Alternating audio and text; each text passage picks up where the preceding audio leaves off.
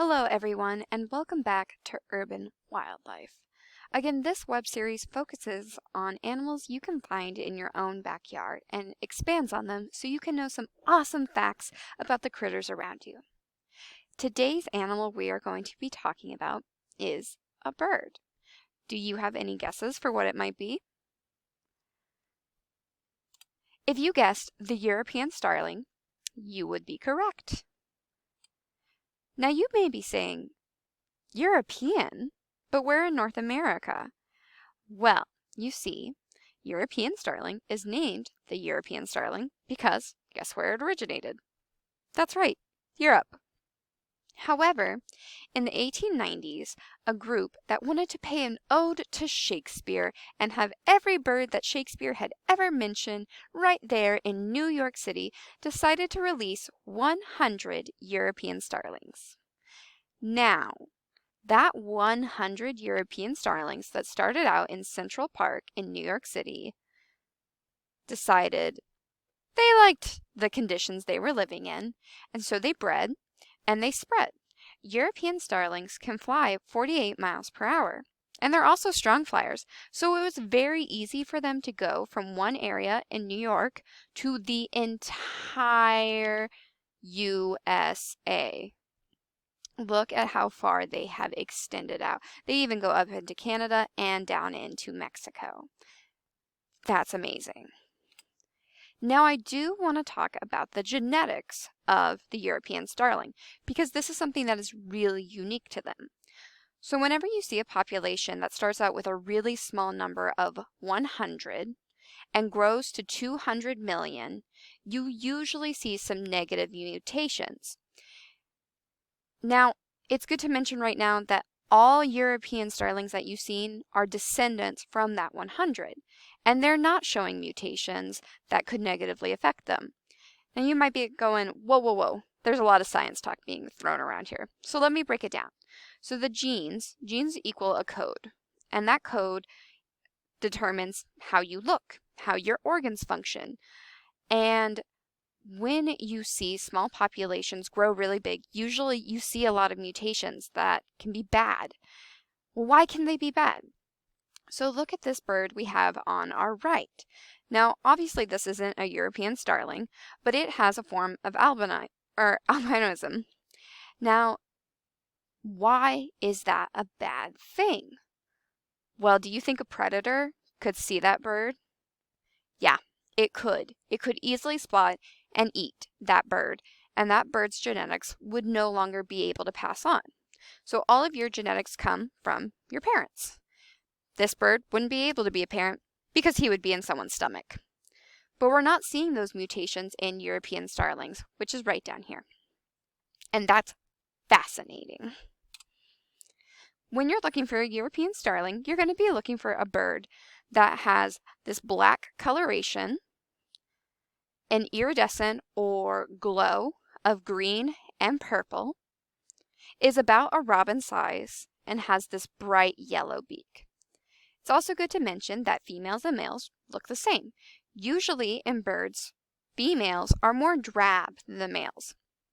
However, if you really want to get into the specifics, males usually have less spots on their body than the female, specifically on their chest. So this is probably a male European starling.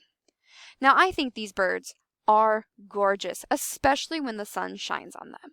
They just really lighten up and they're beautiful. That green and purple is just mwah, perfection in a bird. Behavior of these creatures. So European starlings are vocal mimics, which means they like to mimic other birds. But they don't just mimic other birds. They're actually able to mimic songs, such as ones made by Mozart. Mozart owned a European starling, and his European starling could mimic his piano playing. Now, they form gregarious flocks. What does that word gregarious mean?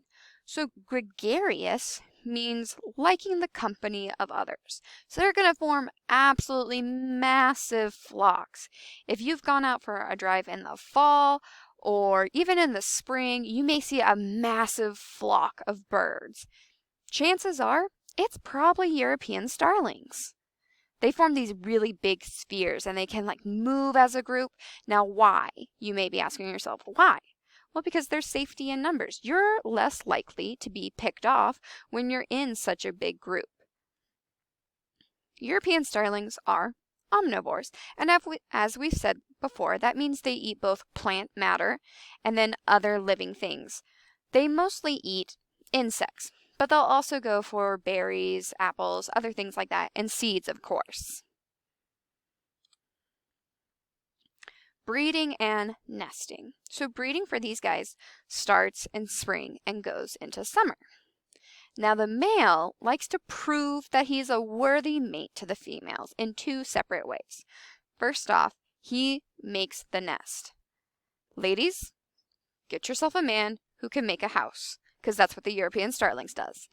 She sees the nest that this male has created, and not only does he just build the nest, he decorates it. He fills it with flowers, fresh sprigs of grass. He wants her to be like, wow, that is a great nest. I would love to lay my eggs there.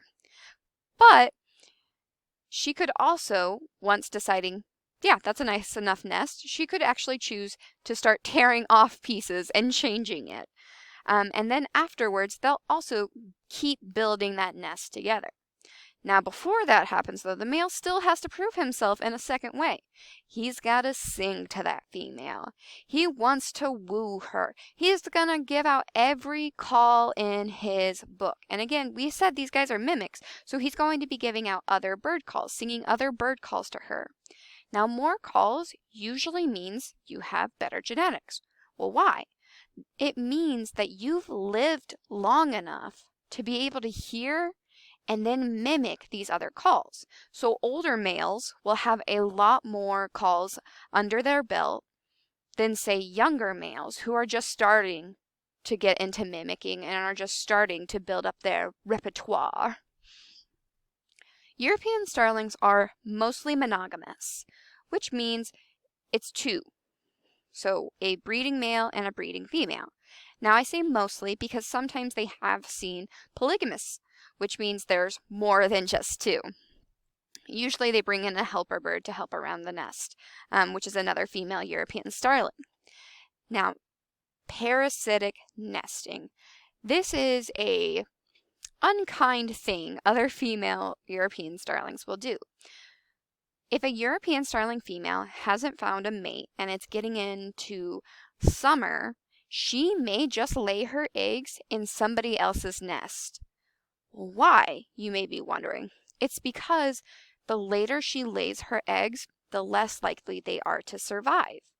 So this way, she gets to pass on her genetics and also doesn't have to do any work.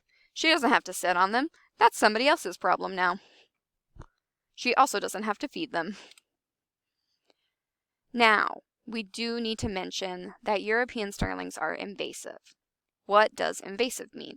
Invasive means they're not native to this country. They're not native to this area, and that is a problem. Well, why, you may be asking? Because other species haven't developed along with them. So they're able to push out these natural species that we have.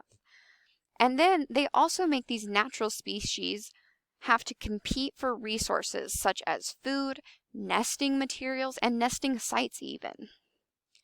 They can also cause a lot of damage to crops. It is estimated that European starlings cause $800 million worth of damage to crops annually. That is a large sum of money to be caused by such a small bird. Finally, European starlings can have fungus in their feces, and it can actually cause people to get really sick. They're also able to transfer diseases to humans. So please, do not, under any circumstances, try to handle European starlings out in the wild. Keep yourself safe, wash your hands, don't do it. And in this picture, just to make sure you understand the push out that they can cause for natural species, this is a northern mockingbird, and obviously they're wanting the seed, but this European starling is probably going to push this bird, who occurs naturally here, out and away, and that's a food source that they won't be able to access. But we would still love to hear where you see European starlings in your neighborhood. Leave a comment down below or send me an email with pictures that you've taken of European starlings in your neighborhood. Thanks for listening, and I hope you all have a great day.